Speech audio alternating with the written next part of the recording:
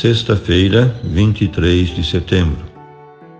Meu querido irmão, minha querida irmã, estamos entrando na sua vida e muito gostaríamos de entrar no seu coração para aí semear a palavra de Deus, que é sempre a grande orientação para a nossa vida.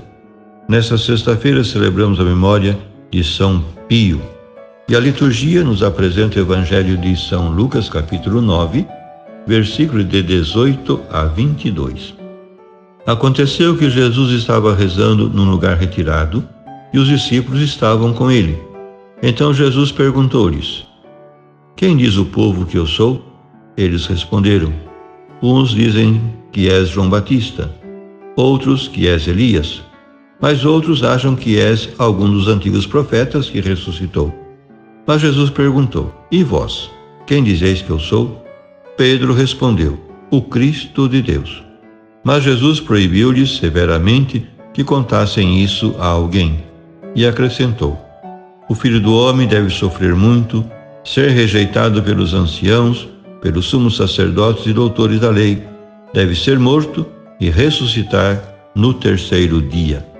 Meu querido irmão, minha querida irmã, a profissão de fé do apóstolo Pedro, que hoje se proclama como Evangelho, prepara o começo da viagem ou subida de Jesus a Jerusalém. Na narração do episódio, Lucas segue Marcos nos 3 momentos básicos do seu desenvolvimento. Primeiro, sondagem de Jesus sobre a opinião que a multidão e os seus discípulos têm dele. Ontem vimos o fundo histórico bíblico das opiniões do povo sobre Jesus. Segundo, profissão de fé messiânica de Pedro: Tu és o Messias de Deus. Terceiro, primeiro anúncio por Jesus da sua paixão, morte e ressurreição. É uma correção de perspectiva a respeito do Messias esperado pelos judeus e pelos discípulos, como o glorioso restaurador político do reino de Davi. Mas Lucas apresenta também as suas peculiaridades. Primeiro, o começo, uma ocasião em que Jesus estava orando. Acréscimo característico de Lucas, que alude sempre à oração nos momentos importantes da vida de Jesus. Segunda, não identifica a geografia do ato, que Marcos e Mateus situam em Cesareia de Filipe, a uns 40 quilômetros a nordeste do Mar da Galileia, perto das nascentes do Jordão e do Monte Hermon. Terceira, suprime a reprimenda de Jesus a Pedro por se opor ao plano de um Messias sofredor. Finalmente, coincide com Marcos em suprimir a parte do primado eclesial de Pedro, que tanto relevo adquire em Mateus. Quem sou eu para ti? Como aos discípulos, essa é a pergunta pessoal de Jesus a cada um de nós. Só a um amigo se pergunta: que pensas tu de mim? Para responder a tal pergunta de Cristo, são necessárias 2 condições: conhecê-lo intimamente, isto é, com a experiência da fé, e além disso, amá-lo. A pergunta sobre Jesus é inevitável na nossa vida, porque é a interrogação fundamental sobre a nossa própria identidade cristã. Não é a mesma coisa saber dele pela história do que conhecê-lo pessoalmente como a um amigo íntimo. No mestre de espírito, o mais importante é a sua doutrina. Não é esse o caso de Cristo. O mais atraente da sua pessoa é que ele vive hoje como ontem. Vive em cada época da história, em cada homem e no mundo. Vive pelo seu espírito na comunidade eclesial, em cada crente, em mim mesmo. Por isso, a pergunta de Jesus não perde nunca a atualidade. Quem sou eu para você? Nesse momento da sua vida, a resposta a essa pergunta está condicionada e é condicionante.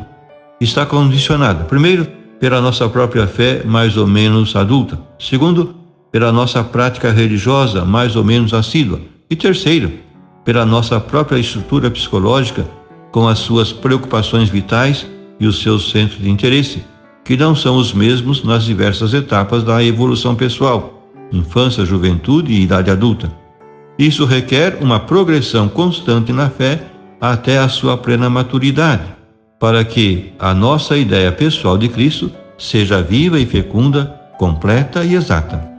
E é também condicionante a resposta, porque Jesus não nos pede uma definição da sua pessoa, não nos está examinando sobre os nossos conhecimentos, mas sobre a nossa adesão pessoal. Se confesso Cristo como Filho de Deus, a sua palavra, os seus critérios, o seu modo de vida comprometem-me. Se o conheço como Salvador e Libertador do homem, a minha fé deve colaborar apostolicamente para que a salvação de Deus se torne realidade entre os homens. Se finalmente proclamo Cristo como revelador do Pai, entro no círculo da paternidade de Deus e, consequentemente, no círculo da fraternidade humana. Por fim, rezemos. Senhor Jesus, também hoje nos perguntas: que dizeis que eu sou? Quem sou para vós? No meio de um mundo que prefere promessas de engano, confessamos ser Filho de Deus e Salvador do homem. A quem seguiremos, Senhor, que não nos defraude? Só Tu tens palavras e atos de vida eterna. Cremos-te ressuscitado e vivo hoje como ontem, e estamos seguros. Vives em nós pelo Teu Espírito. Concede-nos conhecer-te a fundo pela fé e pela amizade, e faz que, amando os irmãos, nos entreguemos à fascinante tarefa de Te amar apaixonadamente. Amém. E a você, meu querido irmão, minha querida irmã, que me acompanhou neste encontro com a Palavra de Deus, desça sobre ti a bênção de Deus Todo-Poderoso, Pai e Filho e Espírito Santo. Amém.